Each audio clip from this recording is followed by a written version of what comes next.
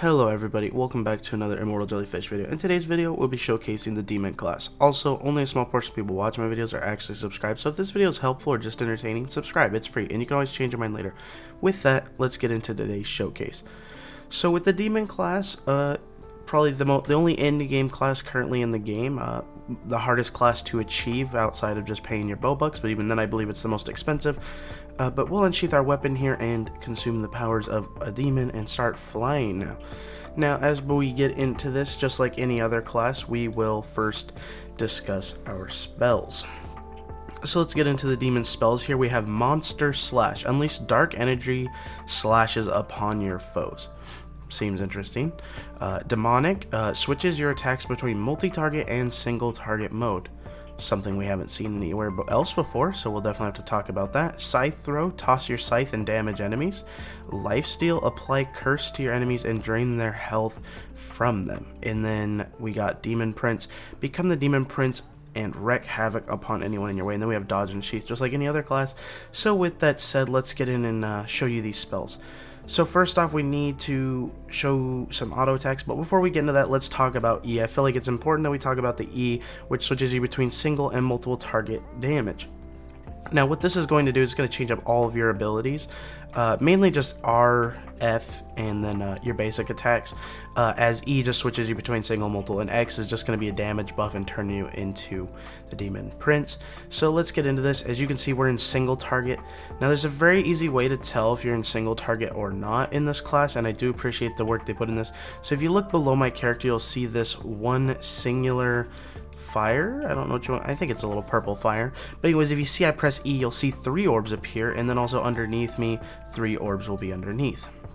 Now, of course, if I switch back, there'll be 1 orb that spins around me, and then 1 little fire underneath me to give me a reminder of what I am in. So if we go back to the AoE version, the 3 dots, we will see now that these are much longer range and bigger swipes. Now, you may be wondering, why should I switch between AoE and single target? And it's purely just because your damage is weakened.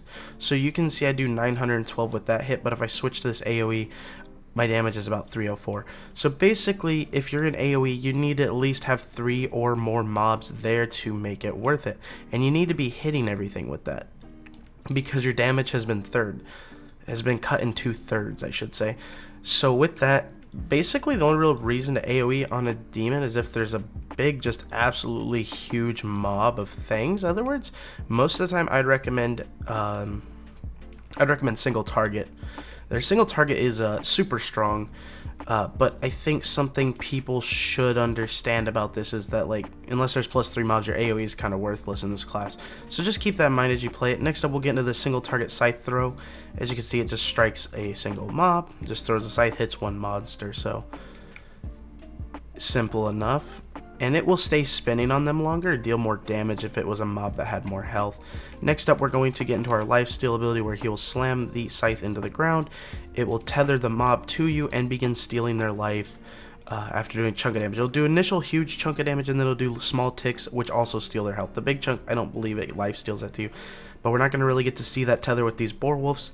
It could have did the showcase in higher level areas, but just to keep it with the same as every other one I've done, I'm keeping it here. So now, there's no reason to go into Demon Prince yet. Let's switch into AoE and let's get into this R ability here. Let me try and pull 2 of these together so we can, oh, 3, okay, lovely. As you can see, the scythe bounces and hits every single one time. So that's how the scythe will work in an AoE scenario. Now let me gather up a few more boar wolves here, and we will pop our AoE lifesteal. Now this is a much different looking ability. As you can see, it pops a big old circle around you. Basically what it's going to do, anything in that circle, it will tether to you with a lifesteal beam. So we'll just see that again. So anything in that, like, general circle there should get tethered to you with a lifesteal beam, and you should see a good amount of lifesteal if there's a decent amount of mobs there. It's definitely really nice that way, because you get really tanky when you have a lot of mobs around you with that, and you lifesteal them all. Now let's get into our ultimate here, the Demon Prince. As you can see, we're going to turn into this very evil looking Demon Prince. I guess there's also a static damage with this. I did not notice that before, but I guess with the lower level mobs that really shines at this. Oh, the orbs around me launch off. Isn't that interesting? Learn something new every day. Like I said, I don't really play a lot of the other classes. My main is Paladin, but I feel like I could still showcase these things to you. So that's interesting. You have orbs that'll spawn around you as a demon prince, and they'll blast things. You also have a huge damage increase on all of your abilities. So yeah, that's pretty nice. And now the next thing we need to talk about is our armor. So let's get into our armor here. As you can see, we have a scythe and our armor. Now, this is the only class that has a scythe, but it's also, you know, just recently added, so it makes sense. You won't have to pick between an offhand perk or main hand perk. You'll just have to worry about the perks on your main hand or your primary, because you do not have an offhand weapon as a demon. So that's the end of that. Next up, we always ask, is this class viable in game? And my answer is a big yes. Of course it is. It's the only in-game class in the game that you get outside of the tier 2 tickets right now. It's a very strong class, one of probably the more popular classes in the game right now, just because it's new, it's flashy, and yeah, with that said, it's very in-game viable. It has very strong single target DPS. Its AoE to me is questionable. I don't really feel like there's anywhere in the tower where you get like 6-7 mobs and can make that AoE DPS really worth it. So single target's good, AoE is questionable. It has its own self-sustain with lifesteal, and overall it's a pretty good class, so I would recommend playing it if you're interested in it. And in that, guys, I'm going to end this video. Thanks for watching, and I'll see you guys all in another video or stream. Peace out.